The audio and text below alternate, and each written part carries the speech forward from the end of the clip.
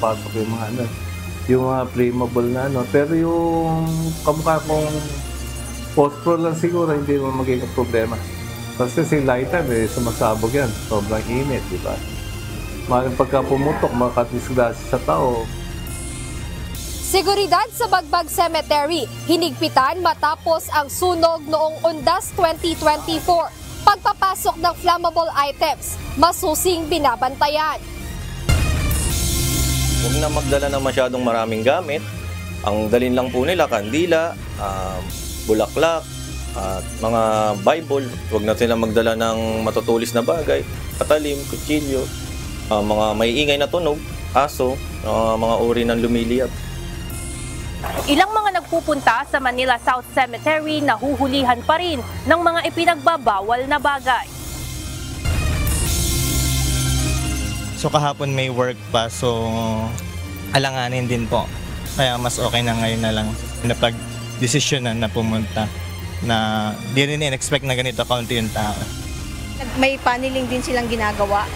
Bukod dun sa mga manual nating inspection ng mga daladalang mga bagahe nila, si Philippine Coast Guard may mga daladala silang K9 para masiguro ang nawalang silang dalang mga prohibited items ang mga bagahe ng mga pasahero.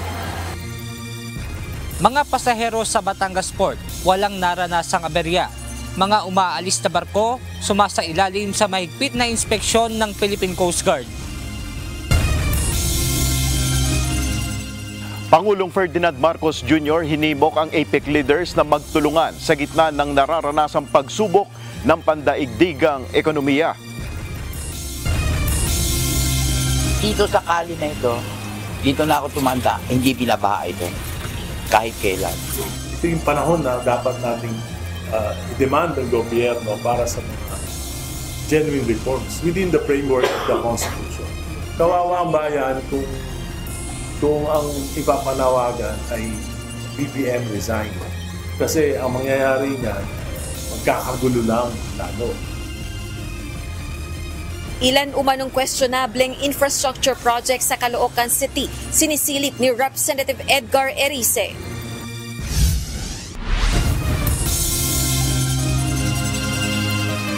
Magandang hapon, Pilipinas at sa buong mundo. Tayo po ay sa bayang napapakinggan sa Radyo La Verdad 1350, ang UNTV Radio. Una sa ating mga balita.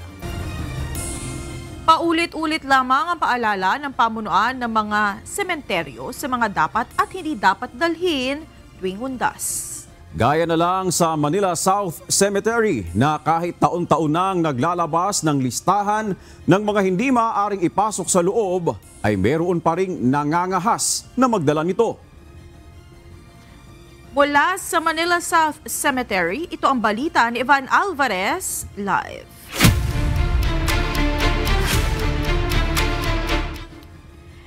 Evan, ano ang karaniwang nakukumpiska sa mga nagpupunta dyan sa Manila South Cemetery?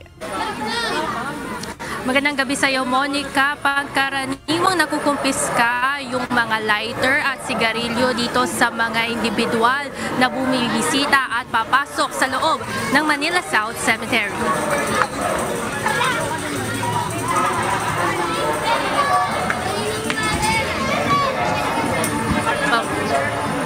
Ilang linggo pa lamang bago magpapaalala na ang mga pamunuan ng mga sementeryo, partikular na ang Manila South Cemetery tungkol sa mga gamit na bawal dalhin. Kasama na rito ang kutsilyo at baril, ipinagbabawal na gamot o droga, malalakas na speaker, alak at bagay na maaaring pagmula ng sunog o flammable materials. Bawal din ang pagsusugal. Sa kabila nito, may mga nahuhuli pa ring sumusubok magdala ng ipinagbabawal na mga gamit. Hanggang kaninang alas 3 ng hapon, nakakumpiska na ng 4 na bladed items, 219 pieces ng sigarilyo at 280 namang piraso ng lighter ang mga checker sa entrance ng sementeryo. Para kay Nanay Rodelyn Balmes, mahalaga ang ganitong panuntunan sa loob ng Manila South Cemetery, lalo na at kasama niya ang kanyang anak sa pagpunta dito. Para sa kaligtasan naman namin yun kasi maiging may mga pinagbabawal dahil kasi past few years, di ba, delikado, may mga nagiinom, nagsasaksakan. Kaya maigi po yun, may mga pinagbabawal. Para sa atin din naman kabutihan yun. Ayon sa mga otoridad na nakabantay sa Manila South Cemetery, pansamantalang kinukumpiska ang mga gamit na ito. Nilalagyan ng number tags upang maklaim muli ng mga may-ari, oras na lalabas na ng sementeryo. Mulit-muli naman ang kanilang bilin na huwag nang magdala ng mga ganitong gamit upang hindi na maabala. Huwag na magdala ng masyadong maraming gamit. Ang dalin lang po nila, kandila, bulaklak, at mga Bibles. Huwag na sila magdala ng matutulis na bagay, patalim, kutsilyo, mga may ingay na tunog, aso, mga uri ng lumiliyab. Samantala, mahigpit ring ipinatutupad ang pagbabawal sa pag-overnight o pamamalagi sa sementeryo ng magdamag. Una nang inanunsyo na simula alas 5 ng umaga hanggang alas 9 lamang ng gabi, maaaring magtungo sa mga puntod ng mga yumao. Ngunit ayon sa pamunuan ng Manila South Cemetery, meron pa ring mga naaabutang lumalagpas sa cut-off na 9 p.m. Hindi naman anila ito problema dahil sinisita ito ng mga otoridad mula sa Manila Police District o MPD at pinalalabas din kaagad ng vicinity ng sementeryo. Opo, meron po. Ginagawa po natin, meron tayong mga naka-standby dyan, overnight po yan, na mga pulis na nakatalaga dyan. Bawat sulok, meron po tayo dyan. Kung mayroong mga pulis mula sa MPD ang nasa loob, nakabantay rin ang Southern Police District sa labas upang panatilihin naman ang maayos na daloy ng trapiko. Sa kabila ng mga confiscated item at mga hindi agad umuuwi, tiniyak ng Manila South Cemetery na nananatiling mapayapa at wala naman silang naitatalang untoward incidents hanggang sa mga oras na ito. Monica, hanggang kaninang alas 5 ng hapon nakapagtala na ang pamunuan ng Manila South Cemetery ng 34,940 na mga individual na bumisita dito sa naturang sementeryo. Mas mataas yan do sa crowd estimate ng administration ng Manila South Cemetery na nasa 20,000 lamang. Inaasahan natin mas dadami pa yung pupunta dito lalo na at hanggang alas 9 pa ng gabi bukas ang Manila South Cemetery. Yan muna ang update mula dito. Balik sa inyo dyan, Monica. Maraming salamat, Ivan Alvarez. Inatasan ni Pangulong Ferdinand Marcos Jr. ang mga kinauukulang ahensya na mahigpit bantayan ang sitwasyon ngayong undas. Naka-full alert status na rin ang National Capital Region Police Office ngayong araw upang matiyak ang payapang sitwasyon. Ito ang balita ni Lea Ilagan. Nandiyan yung criminal gang, magnanakaw, mandurukot, at yung mga terorista. Wala naman tayong nakikita ganyan. In fact, nagpakalat na tayo ng maraming police at operation before pa nitong araw na ito.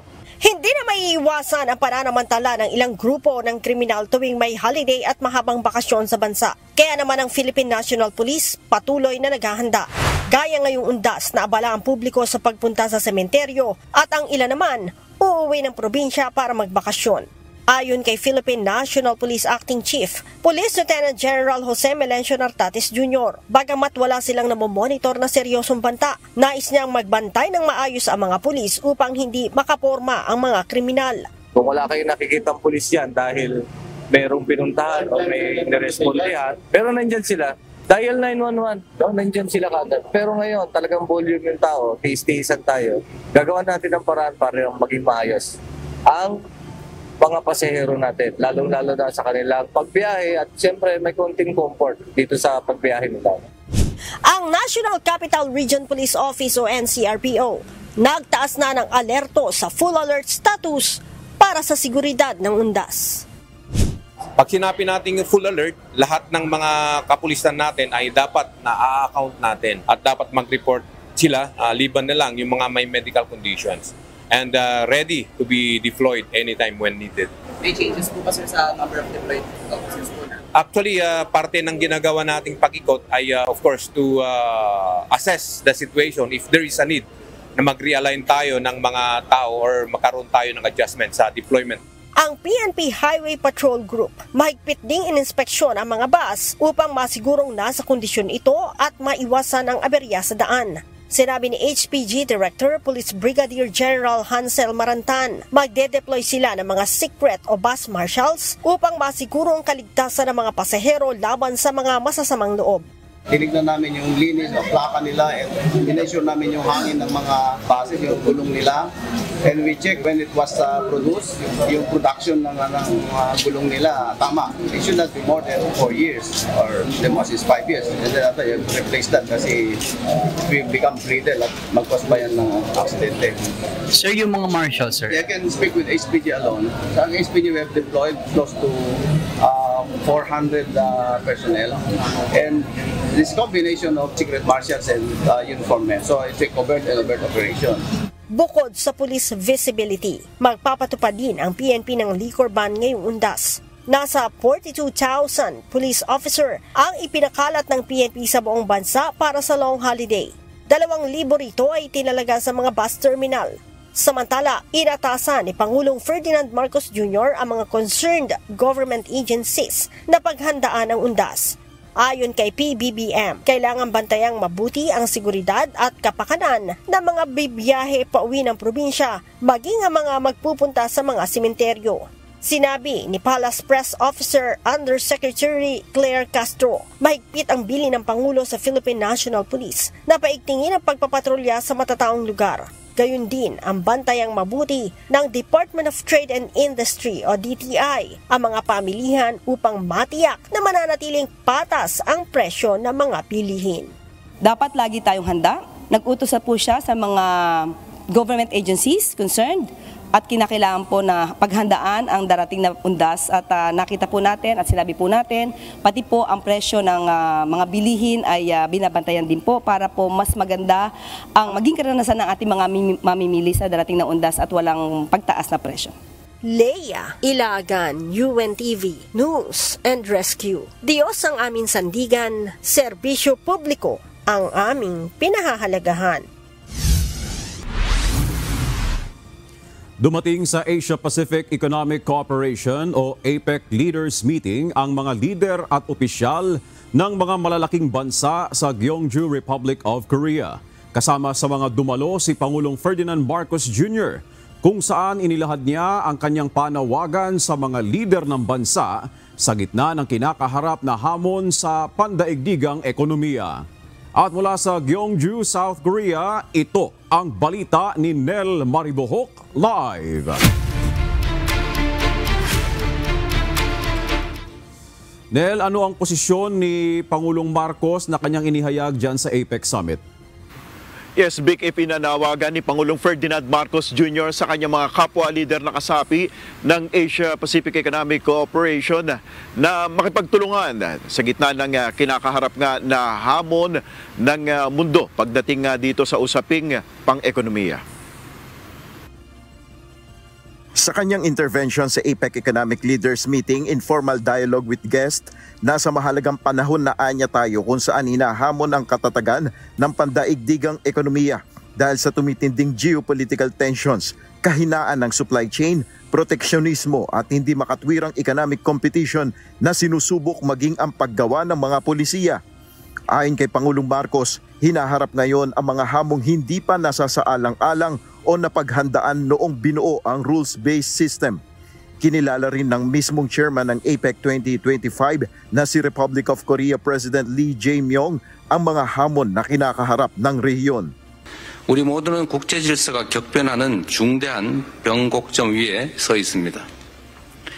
자유무역 질서가 거센 변화를 맞이하며 글로벌 경제의 불확실성이 심화되고 무역 및 투자 활성화에 동력이 떨어지고 있습니다.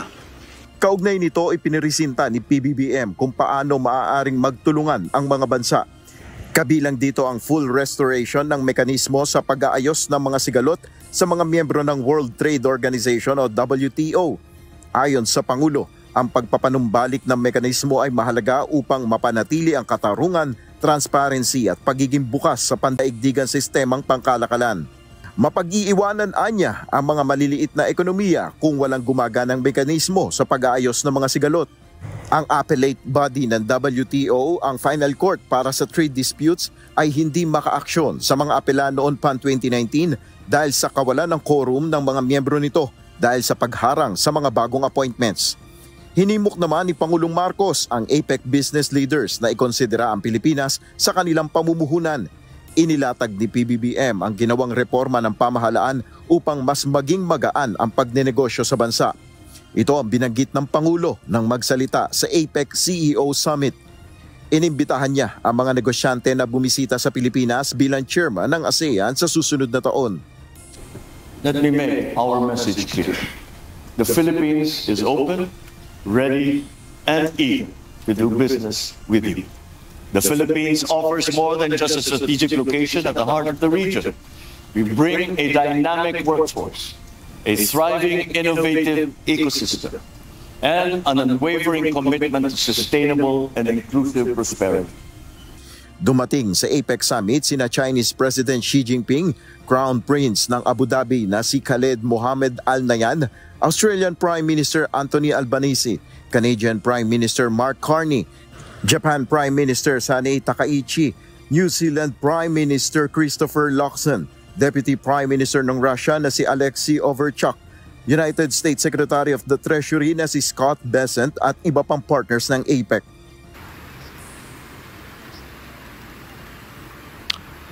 Vic, kanina ay nagkaroon naman ng bilateral meeting si Pangulong Marcos kay Republic of Korea President Lee. At dito nga ay inilahad ng dalawang leader ang kanilang pagnanais na mapalalim pa ang kooperasyon ng dalawang bansa. Nagpasalamat din si Lee sa naging tulong ng Pilipinas sa Korea at nagpahayag din ng pagnanais ang Korean President na bumisita sa Pilipinas sa susunod na taon. Yan muna ang ating update. Balik sa iyo, Vic. Maraming salamat, Nel Maribuhok. 5 sa bawat 10 pamilyang Pilipino o tinatayang 14.2 milyong pamilya ang nagsabing sila ay mahirap. Base sa resulta ng pinakabagong Social Weather Survey, 50% ng mga respondent ang nagsabing mahirap sila. 38% naman ang itinuturing ang sarili na hindi sila mahirap at 12% naman ang nasa borderline. Pinakamataas ang bilang ng mga self-rated poor sa Mindanao na may 69%. Sinundan ng Visayas na may 54%, habang 43% sa Metro Manila at 42% sa Luzon sa labas ng Kamaynilaan. Samantala, 41% ng mga pamilya ang nagsabing sila ay food poor. Pinakamataas pa rin sa Mindanao na nagpapakita ng patuloy na hamon sa kabuhayan at seguridad sa pagkain ng maraming Pilipino. Isinagawa ang survey mula September 24 hanggang 30. Bumuo na ng Technical Working Group si Public Works and Highways Secretary Vince Dizon na susuri sa bawat flood control project bago ito maponduhan at ipatupad sa 2027. Kasama sa grupo sina DENR Undersecretary Carlos Primo David, flood control expert Guillermo Tabios III at Project NOAA Executive Director Mahar Lagmay. Ayon kay Secretary Dizon, walang proyektong papayagang simulan hanggat hindi aprobado ng grupo ng mga eksperto upang maiwasan ang proyektong walang sapat na plano at hindi epektibo. Git niya, marami sa mga flood control projects noon ay ginawa lamang para pagkakitaan ng pera, dahilan kaya nananatiling malala ang pagbaha sa bansa. Plano ng TWG na gumamit ng sayantipikong pag-aaral at magrekomenda ng demolisyon ng mga estrukturang nagpapalala ng pagbaha bilang bahagi ng mas komprehensibong solusyon sa problema. Nagsasagawa ng monitoring at pagrepaso si House Senior Deputy Minority Leader at Caloocan 2nd District Representative Edgar Erice sa ilang proyektong questionable umano sa kanyang distrito. Samantala, ilang retired generals na ang naghahanda umanong lumahok sa November 30 anti-corruption rally. Ito ang balita ni Rosalicos. Dito sa kali na ito, dito na ako tumanda, hindi binabaha ito. Kahit kailan. Nagtataka si Mang Jimmy Boy kung bakit may panibagong drainage system na hinukay sa kalsadang katapat ng kanilang karinderya sa kahabaang ito ng D. Aquino Street sa Grace Park West sa Caloocan City. Anya, hindi naman binabaha ang kanilang lugar. Dahil sa proyektong ito, nagdudulot sa bigat ng daloy ng trapiko dahil sarado ang isang linya para sa two-way traffic. Apektado tuloy ang mga residente at kita ng mga negosyo. Medyo humina ang kumakain dito kasi wala makaparadahan. Isa ito sa sinisilip ni House Senior Deputy Minority Leader at Caloocan 2nd District Representative Edgar Erice. Nagsasagawa siya ng monitoring at isusumite ang findings sa Department of Public Works and Highways o DPWH. Anya sa ilalim ng termino ng pinalitan nito sa pwestong si Mitch Cahayon Uy, may ilang bilyong pisong halaga ng questionabling infrastructure projects, kabilang na ang drainage system sa D. Aquino Street. Almost 100 million. 100 Million pesos. na kailan po itong proyektong ito, sir? January 2025. So napondohan po to under Under the 2025, the 19th Congress. So, ang congressman si Congresswoman Mitch Cahayon. Ito yung maliwanag na mga naaksayang salapi. Ang milyon naaksaya yung salapi ng gobyerno dahil sa mga ganitong uri ng proyekto na wala namang master plan na drainage. Isa si Cahayon Uy sa 6 na personalidad na inirekomenda kamakailan ng Independent Commission for Infrastructure o ICI sa Ombudsman na sampahan ng criminal at administrative cases. Dahil ito sa umano'y pagbulsa ng pondo mula sa national budget gamit ang mga proyektong infrastruktura at pakikipagsabwatan sa mga private contractor, partikular na sa probinsya ng Bulacan. Hindi sumasagot sa text at tawag ang dating kongresista nang tanungin kaugnay naman ng mga isyu ng mga proyekto sa Caloocan. Pero sa kanyang opisyal na pahayag noong Setyembre, iginiit itong lahat ng proyektong ipinatupad mula ng maupong kinatawan ng Caloocan 2nd District noong 2022 hanggang 2025 ay bukas at maaaring suriin ni Numan. Iginiit din itong malinis ang kanyang record. Samantala, inihayag naman ni Representative Erice na may ilang retired generals ang naghahanda ng lumahok sa anti-corruption rally sa November 30. Ngunit nilinaw nitong makabuluhang reforma sa bansa ang isinusulong ng mga ito at hindi pagpapatalsik sa administrasyon ni Pangulong Ferdinand Marcos Jr. Kabilang na ang pagsasabatas ng Anti-Political Dynasty Bill at pagbibigay ng dagdag kapangyarihan sa ICI. Ito yung panahon na dapat nating i-demand ng gobyerno para sa mga genuine reforms within the framework of the Constitution. Kawawa ang bayan kung ang ipapanawagan ay BBM resign. Kasi ang mangyayari niyan, magkakagulo lang lalo. Sa kanyang social media post noong October 14, kita sa larawan ang meeting ng Caloocan representative sa ilang dati at kasalukuyang opisyal ng Armed Forces of the Philippines at Philippine National Police gaya ni na retired Lieutenant General Edilberto Adan at iba pa. Rosa Licoz, UNTV News and Rescue. Diyos ang aming sandigan, serbisyo publiko ang aming pinahahalagahan. Ipinag-utos na ni Armed Forces of the Philippines Chief of Staff General Romeo Browner Jr. ang investigasyon upang alamin kung nagtatago sa Philippine Marine Corps o PMC si Orly Goteza. Si Goteza ang surprise witness sa investigasyon ng Senado sa flood control scam na nagsabing nagdadala sila ng mga maletang may lamang pera sa bahay ni dating House Speaker Martin Romualdez at dating kongresista na si Zaldi Co. Ayon kay General Browner, agad niyang pinasisiyasat ang issue na pagtatago umano ni Goteza matapos lumabas ang balitang nasa kustodiya umano ng Marines si Goteza. Nilinaw naman ng Philippine Navy na si Goteza ay retiradong Marines mula pa noong 2020 at hindi nasaklaw ng kanilang otoridad o proteksyon. Dagdag pa ni Browner, walang masama kung pinoprotektahan si Goteza dahil sa banta sa kanyang buhay, pero magiging paglabag ito sa batas kung ito ay ginagawa para hadlangan na siya ay makapagbigay ng testimonya. Una nang naiulat na peke ang lagda ng abogado na nakapirma sa sinumpaang salaysay ni Goteza na kanyang isinumite nang humarap sa pagdinig ng Senado. Mas mahigpit na seguridad ang ipinatutupad sa Bagbag Cemetery ngayon. Ayon sa pamunuan ng sementeryo, maaga rin silang naglinis upang alisin ang mga maaaring pagsimulan ng sunog. Ito ang balita ni Jed Neresina live.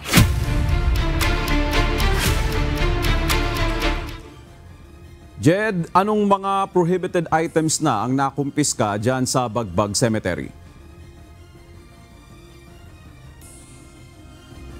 Victor, ilan sa mga prohibited items na nakumpiska na ng pamunuan ng Bagbag Cemetery ngayong araw ay cutter, vape, sigarilyo at maging lighter. Bahagi ito ng ipinatutupad nilang mahigpit na security measures upang maiwasan o hindi na maulit yung nangyaring sunog noong Undas 2024. Umabot na sa higit 15,000 individual ang nagpunta ngayong araw sa Bagbag Public Cemetery sa Quezon City hanggang kaninang alas 3 ng hapon. Ayon sa pamunuan ng nasabing sementeryo, hindi pa ito maituturing na peak ng mga tao. Ayon sa caretaker's office ng Bagbag, umaabot sa higit 100,000 tao ang inaasahan nilang darating lalo na bukas November 1 at sa linggo November 2. Kaya upang matiyak ang seguridad sa lugar, nagdagdag na sila ng security personnel. Bukod pa ito sa mga tauhan ng Quezon City Police District at iba pang volunteers. Maraming nakasign dito, security dinagdagan natin. Iba pa yung force multiplier na darating ata, 100 na tao yun. Maaaring bukas yun. Marami tayong mga volunteer pa na gaya na yan sa barangay, mga yan. Marami talaga tungkol sa security. Talaga secure naman talaga. At bilang pag-iingat na rin na hindi maulit ang nangyaring sunog noong nakaraang taon, naghigpit na rin sila sa pag-iinspeksyon sa mga pumapasok sa sementeryo. Bagamat hindi sa loob nagsimula ang sunog, nais matiyak ng pamunuan ng Bagbag Cemetery ang kaligtasan ng publiko. Ayun po pasok yung mga yung mga flammable na pero yung kamukha kong post-pro lang siguro hindi naman magiging problema. Kasi si lighter, sumasabog yan. Sobrang init, di ba? Maaaring pagka pumutok, makadisgrasya sa tao, medyo magpanik ang baka may nadinig na putok. Kaya, lalo na yung mga kerosene o anong panlinis. Madaling magliyab yan. Kaya isa rin pinagbabawal natin. Pintura, yung mga kerosene. Ito yung pinagbabawal natin. Kinukumpis na yan.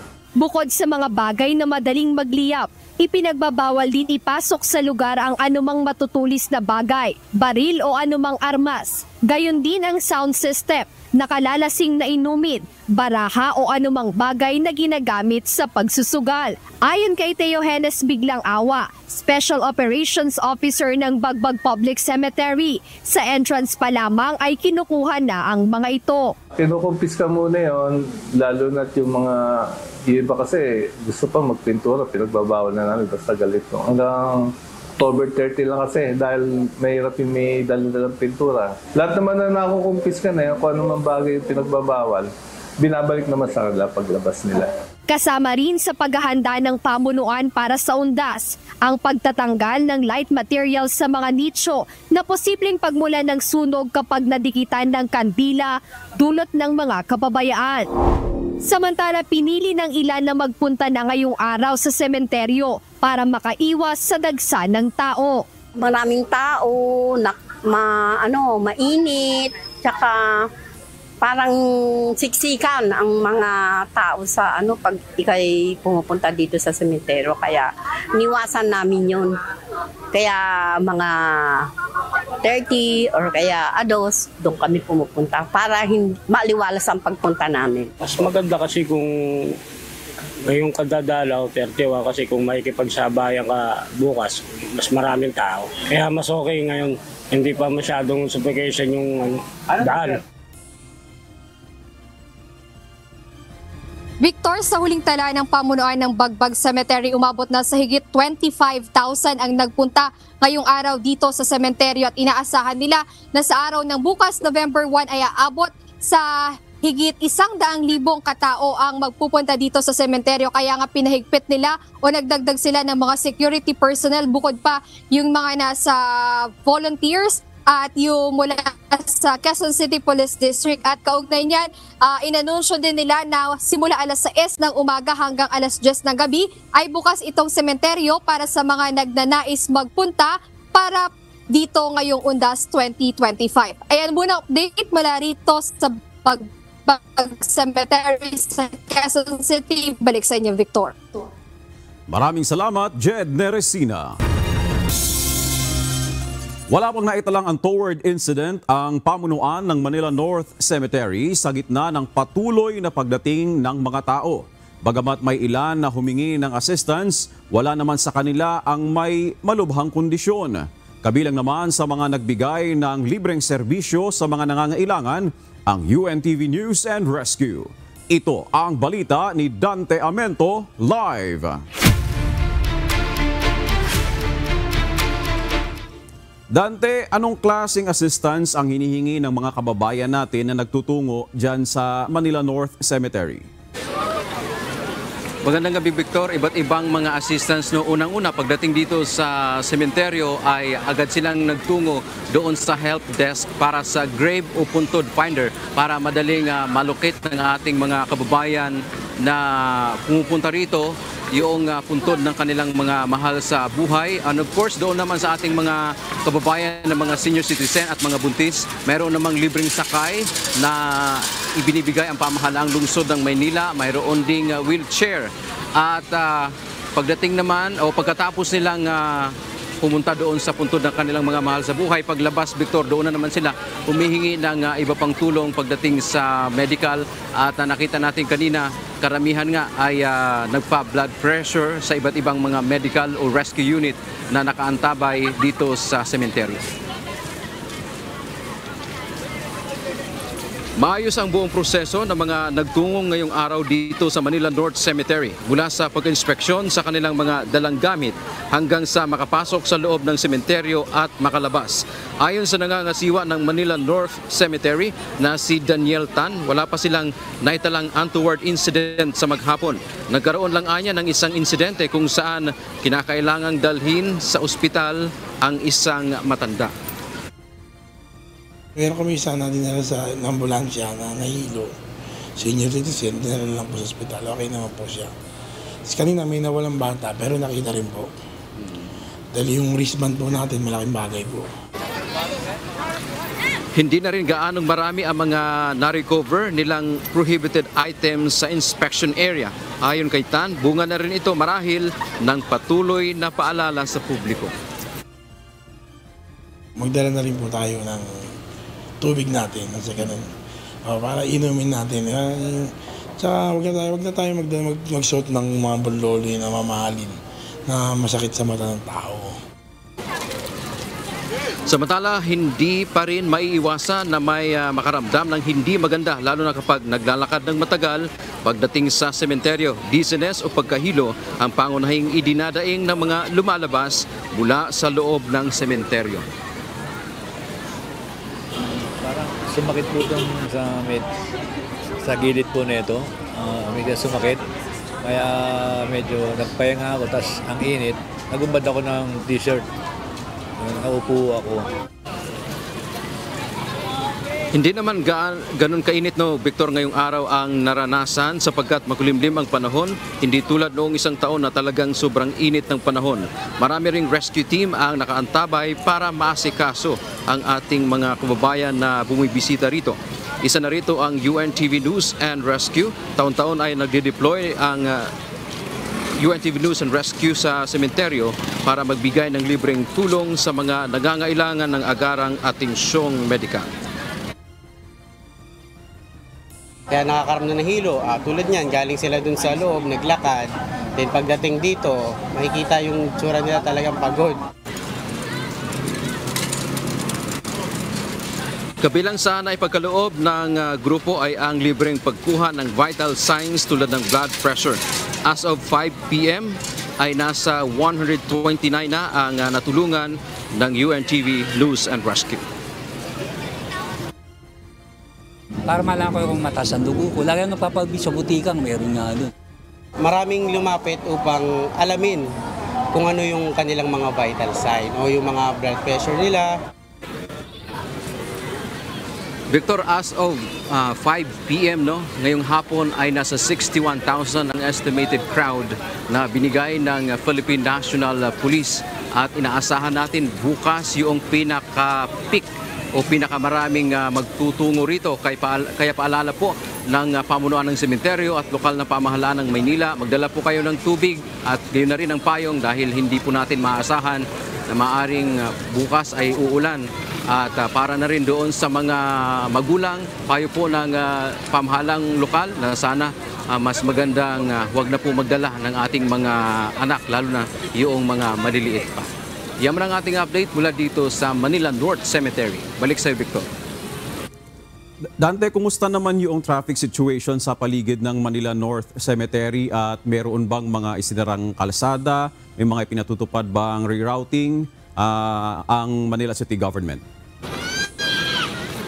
Yes, Victor, yung ipinapatupad na scheme nila, nung rerouting scheme noong nakaraang taon ay ganun pa rin naman. Nakasara yung mga kalsada papasok dito. So yung dito sa ating kaliwa at saka sa kanan ay sarado po yan. So dito sa loob ho, nung nakaraan kasing taon nakita natin may mga sasakyan pang marami dito, no, sa ditong along Blooming Street, pero sa ngayon totally talagang sarado.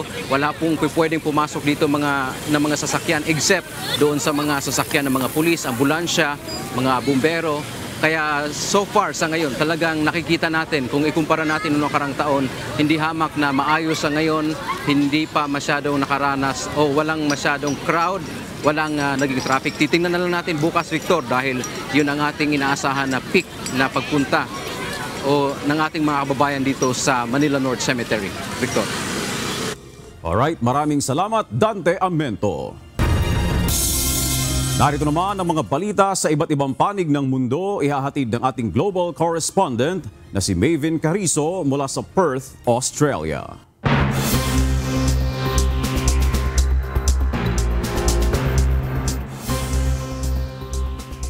Inatasan ng Estados Unidos ang lahat ng non-emergency employees at kanilang pamilya na lumikas mula sa Mali dahil sa tumitinding banta sa seguridad. Ayon sa US State Department, nagbabala rin ito sa mga Americans na nasa Mali na agarang umalis ng bansa dahil sa nagpapatuloy na kaguluhan.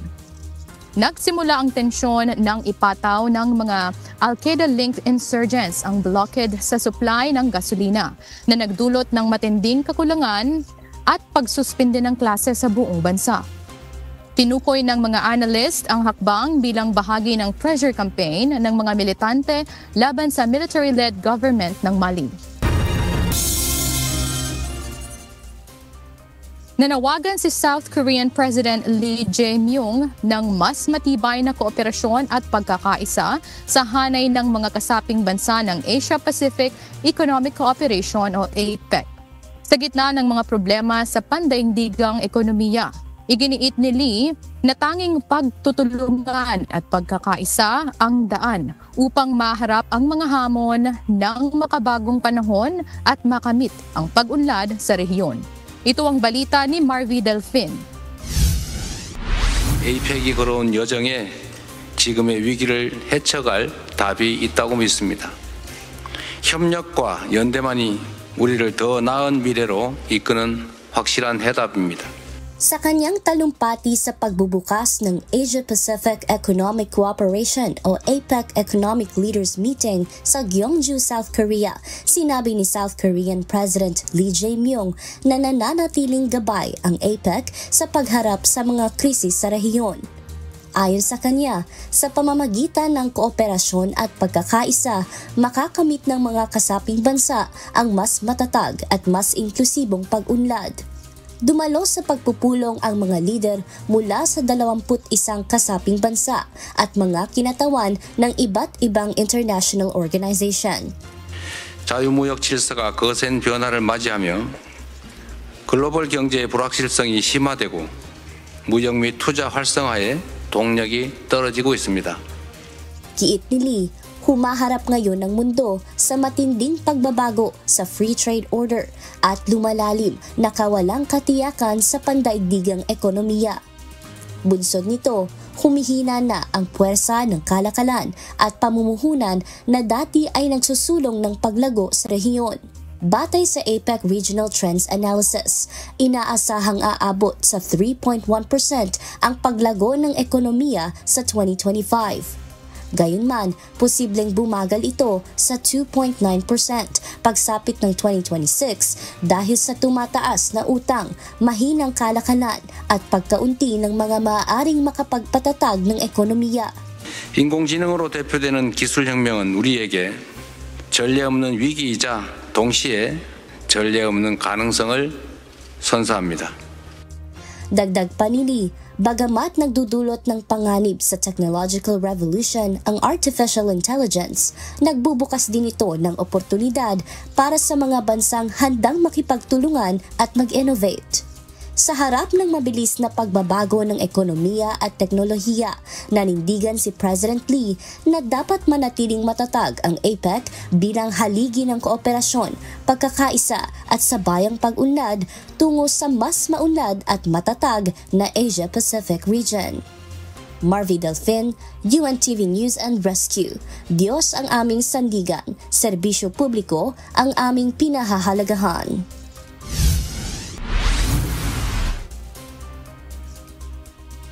Pito na ang nasawi at mahigit 100 bahay ang binaha matapos ang walang tigil na pag-ulan sa gitnang bahagi ng Vietnam ayon sa Ministry of Environment. Umabot sa mahigit 1 metro ng ulang bumuhos sa loob lamang ng 24 na oras na nagdulot din ng higit 150 landslide at pagkasira ng higit 2,000 hektarya ng pananim. Mahigit 21,000 residente ang inilikas dahil sa pagbaha. Nagbabala naman ang mga otoridad na posibleng muling lumala ang pagbaha sa Danang sa mga susunod na araw habang patuloy ang pagpapakawala ng tubig sa mga dam sa lugar. Plano ng pamahalaan ng Japan na kumuha ng mga lisensyadong mangangaso upang pababain ang bilang ng mga osong nagiging banta sa mga residente. Ayon sa Environment Ministry, inilaan na ang pondo para sa mga mangangaso at iba pang tauhang tutugon sa mga insidente ng oso na pumapasok sa mga bahay at nananakit ng tao. Ngayong taon, 12 na ang nasawi at mahigit 100 ang nasugatan dahil sa mga pag-atake ng oso. Kabilang sa mga hakbang ng gobyerno ang posibleng pagpayag sa mga pulis na gumamit ng baril laban sa mga oso at pagde-deploy ng self-defense forces upang tumulong sa paghuli sa mga ito. At yan ang mga balita mula sa iba't ibang panig ng mundo. Mula dito sa Perth, Australia, ako si Maven Carizo. Magandang gabi. Matapos ang matinding traffic sa mga expressway nitong mga nakalipas na araw, nagsimula ng bumalik sa normal ang daloy ng trapiko sa NLEX at SCTEX. Tiniyak ng NLEX management na walang magiging malaking problema at aberya ang mga motoristang nagpakabit ng 1 RFID sa mga toll plaza ngayong long weekend. Ito ang balita ni Nestor Torres, live.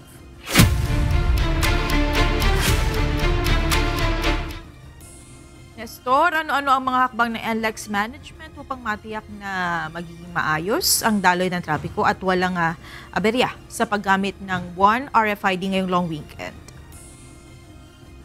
Magandang gabi, Monica. Mahigit 2,000 tauhan ng NLEX management ang nakadeploy at binabantayan ang daloy ng trapiko mula dito sa Balintawak Toll Plaza hanggang sa SCTEX. Kahapon hanggang kaninang madaling araw, nakaranas ng mabigat na daloy ng sasakyan sa NLEX at SCTEX. Dahil dito, nagpatupad ng counterflows sa southbound area at naglagay ng orange cones mula sa Balintawak hanggang Marilao upang maibsan ang traffic congestion papuntang norte. Nag-implement na rin po na kami ng counterflow, so implement po natin yun. Northbound yung counterflow natin is from kilometer 12, that's just after toll plaza ng Balintawak, patungo po ng Marilao area sa may kilometer 24, so that's around 12 kilometers. Ang motorista na si Elmer Reyes na magtutungo sa Tugigaraw na dismaya sa heavy traffic sa NLEX. Tagal sir, lalo sa Bulacan. Yan ang pinaka-traffic talaga, Bulacan. Tagal sir, siguro kahit may 1 oras. Sumabay pa din sa pagbigat ng trapiko ang mahabang pila ng mga sasakyan sa customer service area sa Balintawak Toll Plaza, kung saan maraming nagpaparehistro at nagpapakabit ng 1 RFID na hindi bababa sa 400 motorista. Sina Pederson Kadamay at Ryan Abellanos umaasa na hindi na sila magkakaroon ng aberya sa 1 RFID. Inaasahan ko din na para maging smooth na lahat. Kasi actually dito sa 2 ID na ginagamit ko ngayon, may mga toll gate kasi na mahirap pa rin basahin eh. Minsan kailangan mo pa itap yung ID mo. Sana itong bagong ID na ilalabas nila, sana smooth na para mabilis na sa toll gate mababasa yung sticker. Ngayon kasi ngayon pa lang natin ma-experience o ngayon pa lang natin makikita. Isa lang ang babasahin talaga. Kasi biglang sumablay, wala kang backup. Yung inconvenience na aatras ka pa, na mag-ano ka pa, yung oras din kasi. O yun, nananawagan din ako sa NLEX na sana i-ano nila yon, i-push na nila yon. Halimbawa ngayon na pag na hindi binasa yung RFID, then yun, NLEX, yun, sana mapagbigyan nyo kami na i-cash na lang, saka hindi gumagana yung card. Minsan kahit i-scan, yun, kaysa paatrasin ka pa. So yun, napanawagan natin sa NLEX Corp. Ayon sa NLEX Management, inaasahang maluwag at balik normal na ang daloy ng trapiko sa NLEX at SCTEX mula ngayong gabi hanggang bukas ng tanghali dahil marami na ang nakauwi sa kani-kanilang probinsya. Gayunman, posibleng muling sisikip ang trapiko sa bahagi ng Bukawi Toll Plaza, southbound papuntang Maynila sa gabi ng November 1. Monica, sa kasalukuyan dito sa lugar ng Balintawak Toll Plaza sa aking likuran, kung mapapansin natin ngayon, ang pila na lang dito ay yung sa cash lane areas na isang cash lane area. Pero pagdating doon sa mga RFID lanes ay talagang walang pila o talagang maluwag na ang daloy ng mga sasakyan. Ayon sa NLEX Management, malaking tulong talaga itong 1 RFID sa mga tollways sa Luzon, lalo na't ito ay makatutulong para maibsan ang traffic congestion sa expressway. At yan muna ang ating latest live, Monica, mula dito sa Balintawak Toll Plaza. Balik sa iyo dyan. Maraming salamat na Sir Torres. Sinusuring maigi at mahigpit na ipinatutupad ng Philippine Coast Guard ang pre-departure inspection sa mga barko bago umalis ng Batangas Port. Samantala, muli ring ipinaalala ng Batangas Port Management Office na iwasan ang pagdadala ng anumang ipinagbabawal na bagay gaya ng patalim, baril at flammable materials. Mula sa Batangas Port, ito ang balita ni Benedict Samson live.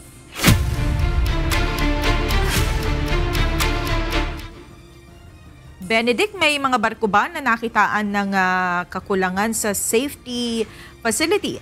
At ano naman ang ginagawa ng Batangas Port kung sakaling mahulihan ay pinagbabawal na bagay ang isang pasahero? Magandang gabi, Monica. Ayon nga sa Batangas Port Management ay walang nakita ang Philippine Coast Guard na mga barko na lumabag dito nga sa mga sinasagawang pre-departure inspection. At wala ring ulat na barko na nagkaroon naman ng aberya habang bumabiyahe. Isinasailalim sa masusing inspeksyon ng Philippine Coast Guard ang bawat barkong umaalis sa Batangas Port. Kabilang sa tinitignan ng PCG ay kung tama ang bilang ng mga pasahero at hindi overloaded ang isang barko. Maging kung ang mga ito ay may safety equipment gaya ng life jackets at fire extinguisher. May paneling din silang ginagawa. Bukod dun sa mga manual nating inspeksyon ng mga daladalang mga bagahe nila, si Philippine Coast Guard may mga daladala silang K9 para masiguro ang nawalang silang dalang mga prohibited items ang mga bagahe ng mga pasahero. Bukod sa ginagawang inspeksyon ng PCG, Philippine National Police at Port Police, kagabi, nag-inspeksyon din si Department of Transportation, Office for Transportation Security Administrator Undersecretary Gilbert Cruz dito sa Batangas Port. Kabilang sa tiningnan ng OTS ang port readiness laban sa posibleng banta sa seguridad at pagpapanatili ng peace and order sa biyahe ng bawat pantalan at biyahe ng mga barko. Kasunod ng ginawang inspeksyon ang pamamahagi naman ng go bag sa mga pasahero. Muli ring ipinananawagan ng pamunuan ng Batangas Port na iwasan na ang pagdadala ng anumang mga ipinagbabawal na bagay gaya ng kutsilyo, baril o mga bagay na madaling magliyab at maging ng ilegal na droga. Ayon kay Batangas Port Manager Aurora Mendoza, sino mang mahulihan ng mga ipinagbabawal na bagay ay isa sa ilalim sa investigasyon at posible rin masampahan ng reklamo. May investigation na gagawin niyang si Port Police. May mga due process na gagawin, investigation doon sa may dala. And then kapag nakita nilang may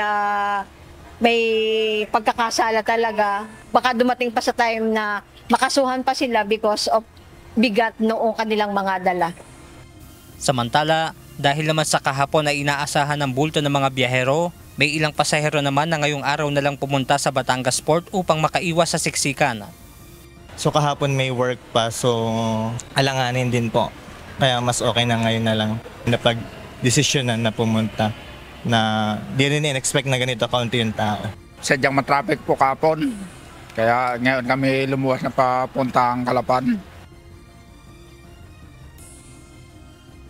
Monica, sa ngayon ay may mga ilang ticketing booth na lang dito, yung may mga nakapila. Pero kung mapapansin din natin ay wala na ngang dumadating na mga pasahero dito. At ayon nga sa Batangas Port Management ay kahapon na dumagsa yung mga pasahero at umabot nga ang kabuoang bilang nito sa 13,000. Ito mo ng ating update mula rito sa Batangas Port. Balik sa inyo dyan, Monica. Maraming salamat, Benedict Samson. Tuloy-tuloy ang pagdating ng mga pasahero ngayon sa Ninoy Aquino International Airport Terminal 3. Karamihan sa kanila sasamantalahin ang mahabang weekend upang makadalaw o makapagbakasyong bagong muling bumalik sa trabaho. Ito ang balita ni Mia Alonzo live.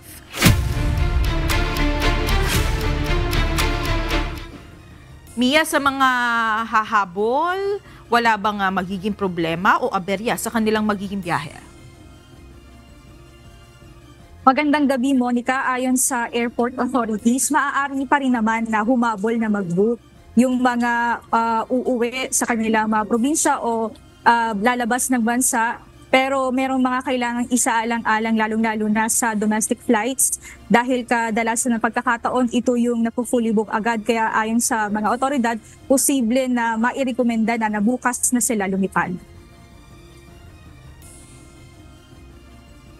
Huling araw ng uwian bago ang ondas at patuloy ang pagdating at pag-alis ng mga pasahero sa NAIA Terminal 3. Batay sa pinakahuling estimated data ng NAIA Terminal 3, tinatayang nasa mahigit 21,000 ang international departures at 17,000 naman ang domestic. Sa arrival side, nasa 91,000 ang mga dumating mula sa ibang bansa at mahigit 19,000 naman ang local arrivals. Ayon sa airport authorities, wala namang naitalang delay sa mga flight at ang mga ginagawang upgrades sa paliparan ay lalong nakatutulong sa mas mabilis na proseso ng biyahe. Karamihan sa mga pasahero na humahabol sa pag-uwi ng probinsya at lalabas ng bansa ay sinasamantalang mahabang weekend bago muling bumalik sa trabaho.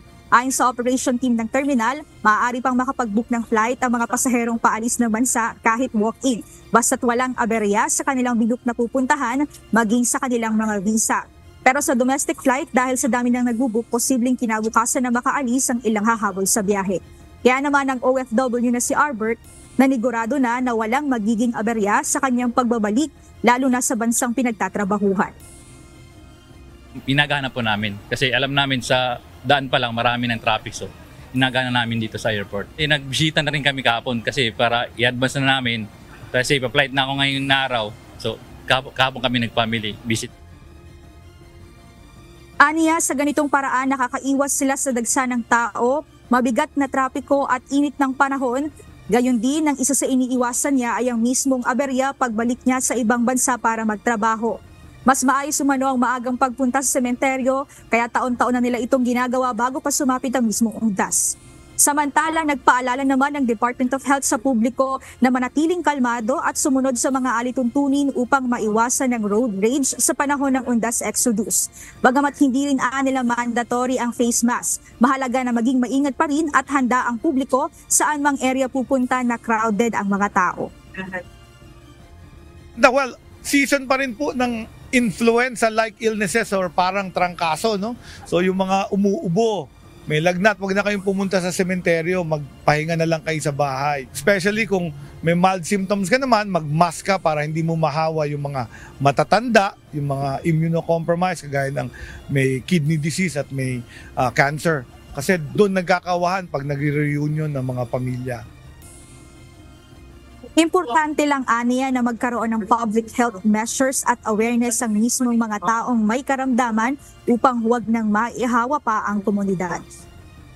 Monica, samantala tuloy-tuloy naman yung pagdating at pag-alis nitong mga babiyahe dito sa NAIA Terminal 3 at inaasahan natin na posibleng kaunting paghigpit sa trapiko dito sa paligid ng terminal. Pero sa ngayon wala naman tayong nakukuha na impormasyon na nagkaroon ng delayed flights o aberya dito sa terminal. At yan muna ang update mula dito sa NAIA Terminal 3. Balik sa iyo, Monica. Maraming salamat, Mia Alonzo. Samantalang maluwag pa sa ngayon ang daloy ng trapiko sa Central Business District ng Baguio City. Ito ay sa kabila ng pagdagsa ng mga pasahero sa mga terminal ng bus at sementeryo. Ito ang balita ni Grace Doctolero live.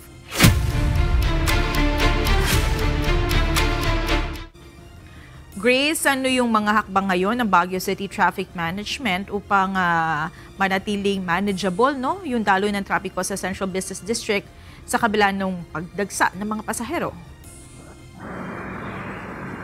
Yes, Monica, magandang gabi. Ayon nga sa Baguio City Traffic Management, nakadeploy ang mga traffic enforcer sa mga kalsadang malapit sa terminal at sementeryo. Pinatupad din ang traffic rerouting at no parking policy sa mga mataong lugar upang maiwasan ang pagbigat ng daloy ng trapiko.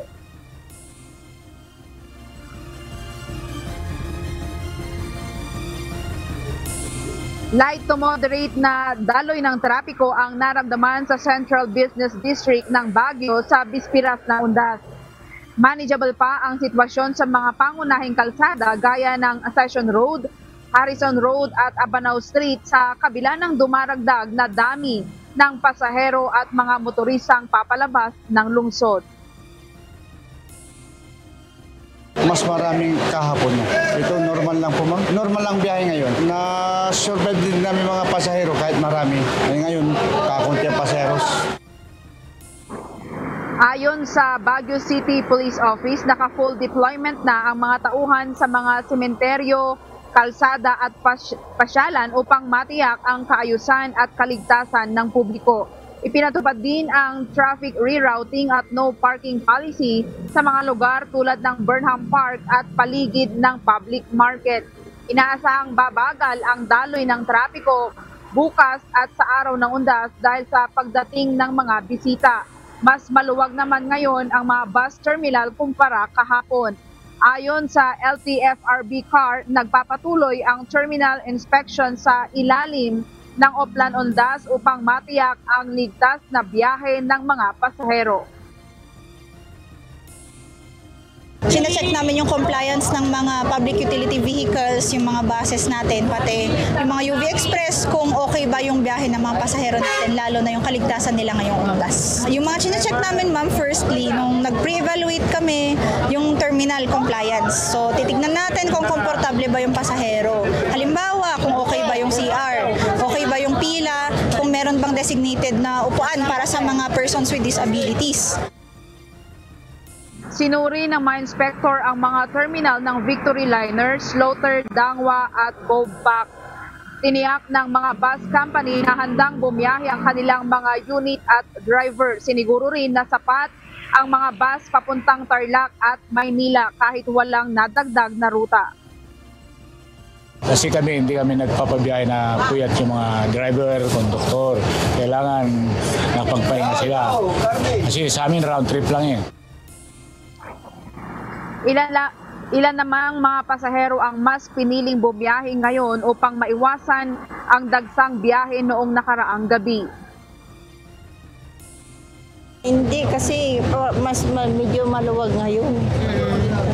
Kasi kahapon maraming mga estudyante na bumababa. Batay sa pagmamatsyag ng LTFRB CAR, karamihan ng mga terminal sa lungsod ay sumusunod sa mga alituntunin, subalit patuloy ang kanilang monitoring sa mga darating na araw. Monica, ngayon ay nakakaranas pa rin tayo ng light to moderate na daloy ng trapiko dito sa lungsod ng Baguio. At sa ngayon nga ay nakakaranas tayo ng 17 degrees to 22 degrees Celsius ngayong gabi. Yan muna ang balita. Balik sa'yo, Monica. Maraming salamat, Grace Doctolero.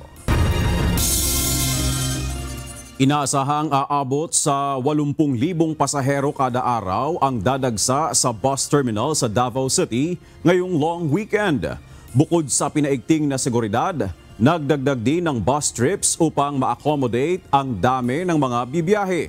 Samantala, alamin ang mga paalala at alituntunin sa pagbisita sa mga public cemetery sa Davao City. Ito ang balita ni Gladys Tuabi. Ang atong ginahimo karon ma'am, atong ikapaniguro nga ang ato ang mga units no, mga PUB man o van are in very good condition no, roadworthy siya. So we'll make sure nga kanang kondisyon ng mga units, kompleto ang mga dokumento. Inaasahang dadagsa ang mga pasahero sa Davao City Bus Terminal. Mula ngayon hanggang November 2 naaabot sa 80,000 kada araw.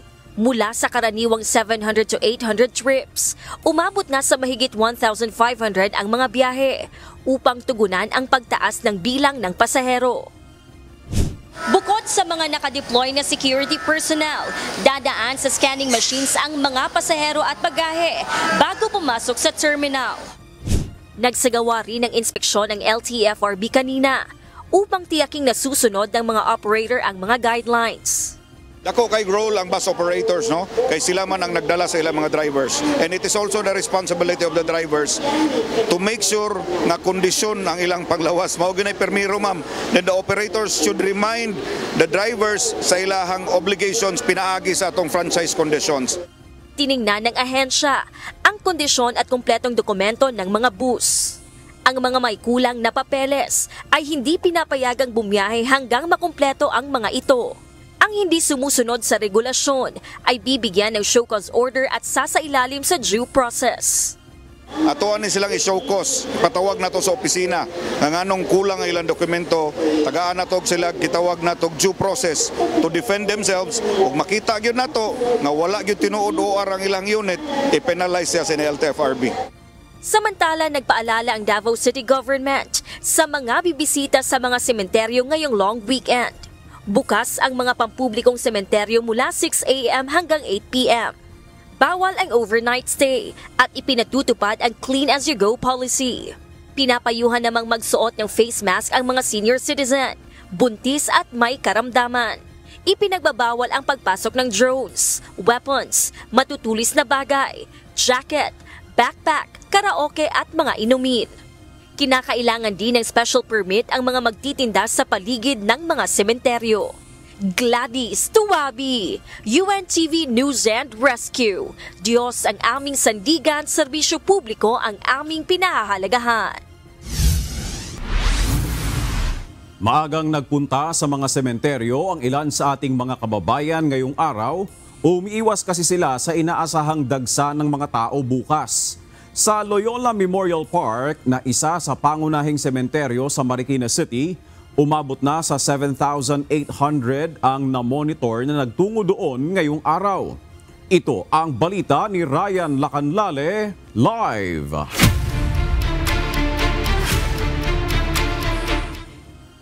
Ryan, hanggang anong oras ba bukas ang Loyola Memorial Park ngayon at marami pa ba ang dumadating dyan sa oras na ito? Big 24 oras na bukas ngayon itong Loyola Memorial Park dito sa Marikina at kahit gabi na nga ay marami pa rin na dumadalaw dito at mas presko kasi kapag gabi kumpara sa umaga.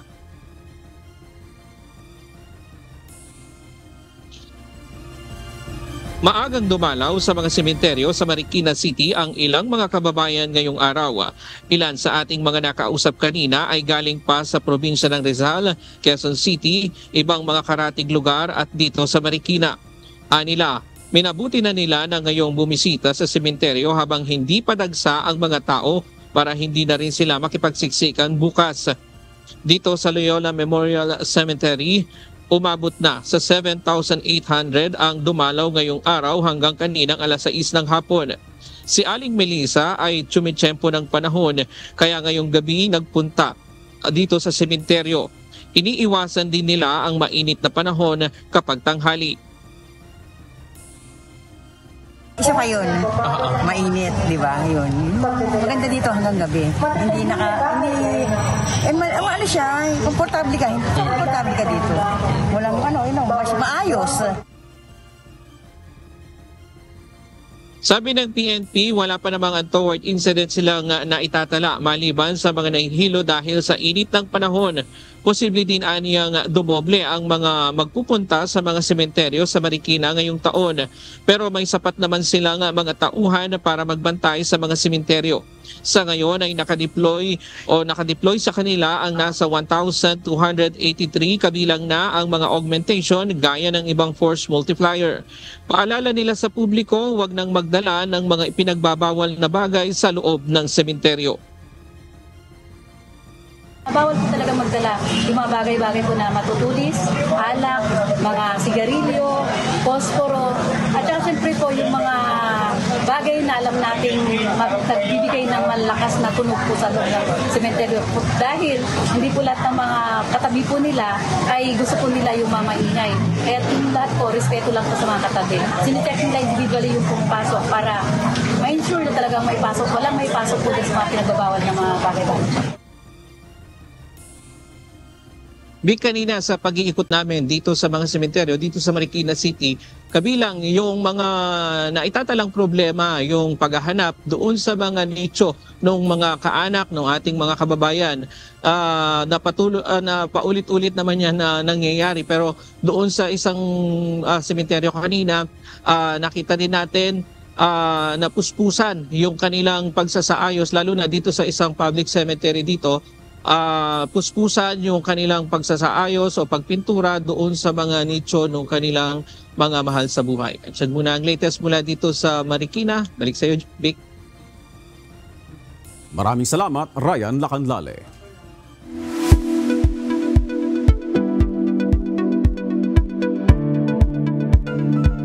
Madalas iniuugnay ang sanhin ng pamumula o pangangati ng mata ay dahil sa alikabok, pagod o kakulangan ng tulog. Ngunit may mga kaso ng akalang simpleng iritasyon ay maaaring palatandaan ng isang kondisyon na tinatawag na pterygium o mas kilala bilang surfer's eye. Ito ang balita ni Kiji Cipriano. Ang pterygium po ay isa pong malaman na tissue na karaniwang makikita po sa inner corner ng ating mata po. Ang pterygium ay ang pagtubo ng malambot na tissue sa puting bahagi ng mata na karaniwang nagsisimula sa bandang loob na sulok papunta sa gitna ng cornea.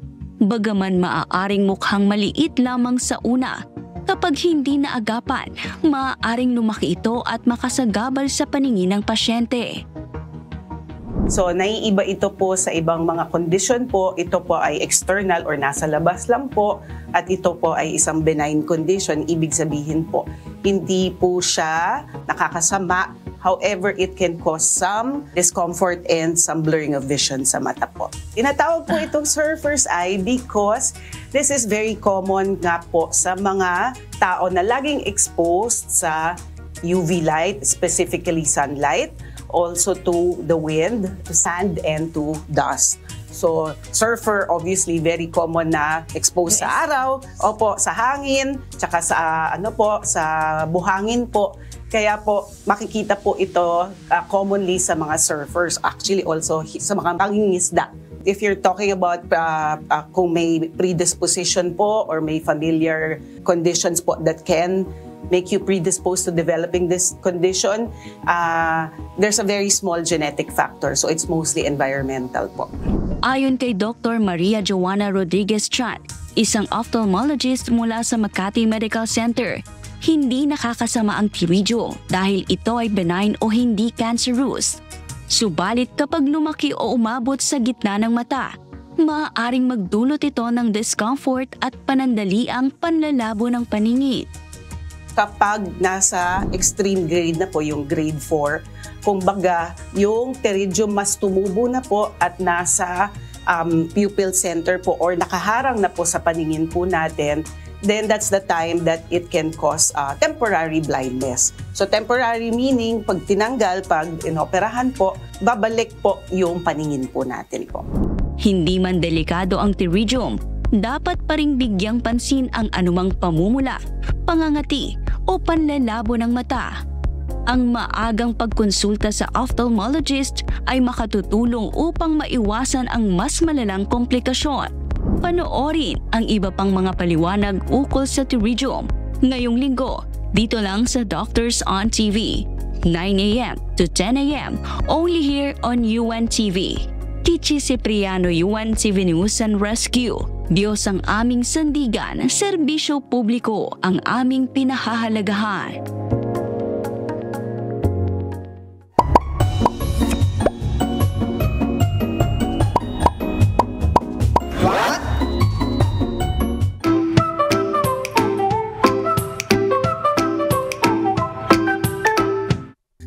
Dagdag kaalaman po, narinig mo na ba yung kasabihan na life flashes before your eyes bago mamatay? Alam nyo, for many years, akala ng mga scientists ay myth lang yon. Pero alam nyo ba, meron ng mga ebidensya na nagsasabing mukhang posible nga. Noong 2022, mga neuroscientists sa Frontiers in Aging Neuroscience ay aksidenteng nakapagtala ng brain activity ng isang 87-year-old man habang siya'y namamatay. Habang sinusubaybayan ng EEG ang kanyang utak, nakita nilang may malakas na gamma wave burst. Yung uri ng brainwave na lumalabas kapag tayo ay nangangarap, nagre-recall ng memorya o nagme-meditate. Ayon sa mga researcher, posibleng sa huling sandali ng buhay, ang utak ay nagpapatakbo ng memory recall system. Parang nagre-review ng lahat ng mahalagang alaala. Ito ang tinatawag na life review hypothesis. Hindi ito mystical, kundi isang paraan ng utak para magbigay ng kahulugan bago tuluyang huminto. Ang mga gamma wave na ito ay nagpapahiwatig na kahit humihinto na ang puso, ang utak ay patuloy na aktibo sa loob ng ilang segundo. Isang huling pagsisikap na mag-connect, magpakatino at marahil magpaalam. Ayon sa mga neuroscientists, ito ay hindi dapat katakutan. Sa halip, ipinapakita nito kung gaano ka-resilient ang human brain, na kahit sa huling sandali, hindi ito basta namamatay, kundi nagtatapos ng isang kwento. Para itong huling frame ng pelikula, isang pagtatapos na puno ng alaala, damdamin at kahulugan. Hindi pa tiyak ng siyensya kung ito na nga talaga yung life flashing before your eyes. Pero isa lang ang mensahe. Ang utak, hindi agad sumusuko. Patuloy siya nagmamahal, lumalaban, at nag-aalala hanggang sa pinakadulo. Sana po may natutuhan kayo at laging tatandaan, mapalad po ang tao na nakakasumpong ng karunungan at ang tao na nagtatamo ng kaunawaan.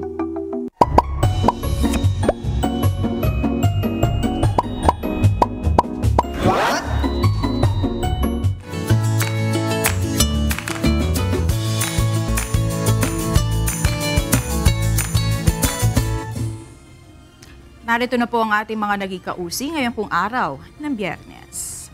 Salamat at shout out kina Armando Araza, Ricardo Punay, Aurora S. Arantela. Gaya din kay Rosalina Gonzalez, Obet C. Lunar at Boboy Lirio. Samantala mga kasambahay, kung may mga istorya po kayong nais balikan sa Ito Ang Balita, pwede niyo po ito muling mapanood sa aming mga official social media account.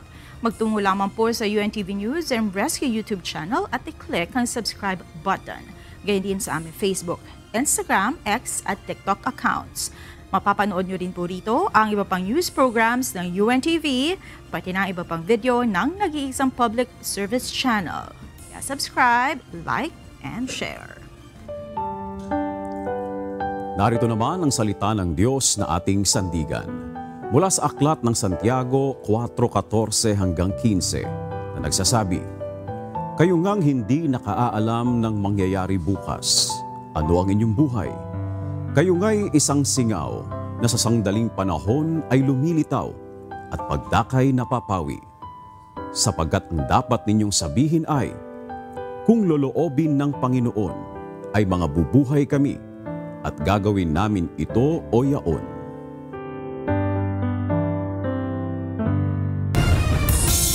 At yan ang naging kabuuan ng ating balitaan ngayong gabi. Aming inilahad ng buong katapatan kung paano namin nasaksihan. Kayo'y makapagtitiwala na ang aming nakita at narinig, ang aming ibinabalita.